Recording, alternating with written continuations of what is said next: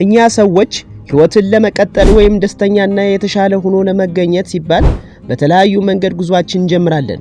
ነገር ግን ይህን ጉዟችን የማይቀበሉና እንድንቀጥል የማይፈልጉ ብዙ ሰዎች በአቅራቢያችን አሉ።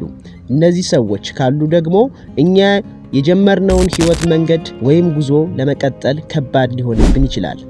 ስለዚህም ምን ማድረግ አለብን ወይም እንዴት ነው መቀጠል ያለብን? ይህ ለኛ ትልቁ ጥያቄ ነው። በጣም የሚገርመው ደግሞ እነዚህ ሊያስቆሙን የሚሞክሩት ሰዎች በህይወታችን ትልቅ ቦታ ያላቸው በጣም የምንወዳቸውና የምናከብራቸው ሊሆኑ ይችላሉ። ልክ እናት፣ አባት፣ እህት፣ ወንድም ከዛም አልፎ ጓደኞች ሊሆኑ ይችላሉ። እነዚህ የቅርብ ሰዎች ናቸው። እንዴት መጥፎ ነገር ሊመክሩን ወይም ሊያስቆሙ ይችላሉ ልትሉ ይሆናል። እነዚህ ሰዎች የእኛን ጥሩ ነገር ማየት ሳይፈልጉ ቀርተው ሳይሆን እነሱ የሚረዱበት መንገድ ልክ ስላልሆነ ነው። ስለዚህ የእነዚህ ሰዎች ሐሳብ ጥያቄ ሆኖብን አይምሮአችን ላይ ሊመላለስ ይችላል። ይህን ጥያቄ እንዴት ነው ምን መልሰው ለሚለው መልሱ አንድና አንድ ብቻ ነው። እሱም ኢግኖር ማድረግ። ለዚህም ቢሆንም የጀመርከውን እስክትጨርስና ውጤትህን አይተው ቁመው እስኪያንጨበጭቡልህ ድረስ አንተ ማንንም አትስማ። መንገድህን ቀጥል። ከዛም ወንድሜ እነሱ ይከተሉ። ሰላም ሙሴላ ነኝ። ዛሬ ይህን ቪዲዮ እንድሰራ የፈለኩት ሞቲቬት ላደርጋችሁ ወይም ላነቃቃችሁ ሳይሆን ትንሽ ከዚች ቪዲዮ ትማራላችሁ ብዬ ነው። ምን መሰላችሁ? ብዙዎቻችን በጀመርነው የህይወት መንገድ ላይ አንዳንድ ሰዎች እንቅፋቱ ነው ሊጥሉን የሚሞክሩ ስላሉ ነው። እነዚህ ሰዎች በምንሰራው ስራ ላይ ማለትም በጀመርነው ቢዝነስ ሊሆንም ይችላል በማያገባቸው ገብተው እንደማያዋጣን ልንከስር እንደምንችል ስለዚህም ማቆም እንዳለብን ይነግሩናል።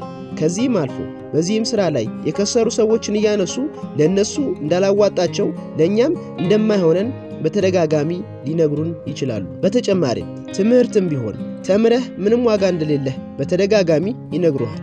እንዲሁም እንደኔ ዩቲዩበር ከሆንክ ኮመንት ላይ እየገቡ ብዙ ተስፋ አስቆራጭና በድጋሚ ሌሎች ነገሮችን እንዳትሰራ ሞራል የሚሰብሩ ነገሮችን ሊጽፉልህ ይችላሉ። ስለዚህ ወንድሜ አንተ እነዚህን ነገሮች አይተህ ሰምተህ ምታቆም ከሆንክ በጣም ተሸውደሃል። እንዲያውም በተሻለ መልኩ እነሱ ከገመቱት በላይ ሆነህ መገኘት አለብህ። እነሱ ዝቅ አድርገው ከጅምሩ መስፈር ነው የፈልገው የነበር። ነገር ግን አንተ በሁለት በሶስት እጥፍ ከፍ ብለህ መገኘት አለብህ። አንተ አቅምህን ታውቀዋለህ። ከዚህም የበለጠ መስራት ትችላለህ። ስለዚህ ሰዎች ስለተናገሩህ ማቆም የለብህም። ምክንያቱም እነሱ የተመለከቱት በእነሱ ባላቸው አቅምና አስተሳሰብ ብቻ ነው። ወንድሜ አንድ እውነት ልንገርህ፣ ማንም ሰው ቢሆን ከሱ በታች እንጂ ከሱ በላይ እንድትሆን አይፈልግም። ሐዘንህን እንጂ ደስታህን ወይም ስኬትህን ማየት አይፈልግም። ታዲያ ለእንደዚህ አይነት ሰው እንዴት ነው በቀላሉ ልትሸነፍለት የምትችለው? እንዲያውም ዓላማህን ግብ መተህ ስኬታማ ሆነህ ከራስህ አልፎ ቤተሰቦችህን ማስደሰት ነው ያለብህ እንጂ በእነዚህ ተልካሻ ምክንያት መውደቅ የለብህም። ምክንያቱም አንተ ከማንም በላይ ጎበዝ ነህ። ትንሽ ነገር አያሸንፍህም። ስለዚህ መንገድህን ቀጥል። ከዚች ቪዲዮ ትንሽ ትማራላችሁ ብዬ አስባለሁ።